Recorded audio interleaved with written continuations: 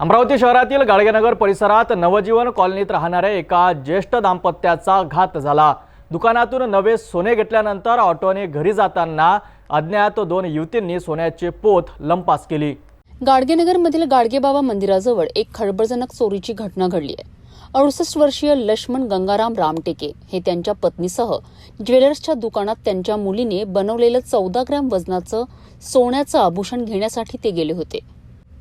दोघंही सोनं घेऊन आनंदाने ऑटोने घराकडे निघालेत। मात्र ऑटोच्या प्रवासादरम्यान दोन अज्ञात युवती अचानक ऑटोत चढल्या। काही वेळ त्या दोघींनी प्रवास केला आणि मग उतरून निघून गेल्या। घरी पोहोचल्यावर रामटेके यांच्या पत्नीने आपल्या पर्सकडे पाहिलं तर सोन्याची पोत गायब असल्याचं लक्षात आलं। अंदाजे 1,39,566 रुपये एवढी या सोन्याची किंमत होती। लगेचच त्यांनी गाडगेनगर पोलीस स्टेशन गाठलं आणि अज्ञात दोन युवतींच्या विरोधात तक्रार दाखल केली आहे। पोलिसांनी तत्काळ गुन्हा दाखल करून तपास सुरू केलाय। हा प्रकार अतिशय नियोजनबद्ध वाटत असून पोलीस सीसीटीव्ही फुटेज आणि परिसरातील माहितीच्या आधारे चोर युवतींचा शोध घेत आहे। अशा प्रकारच्या घटनांमध्ये सतर्क राहण्याचे आवाहन पोलिसांनी नागरिकांना केलं आहे। चोरट्यांनी कितीही चालाकीने चोरी केली तरी कायदा त्यांना सोडत नाही, हे वेळोवेळी सिद्ध झालं आहे।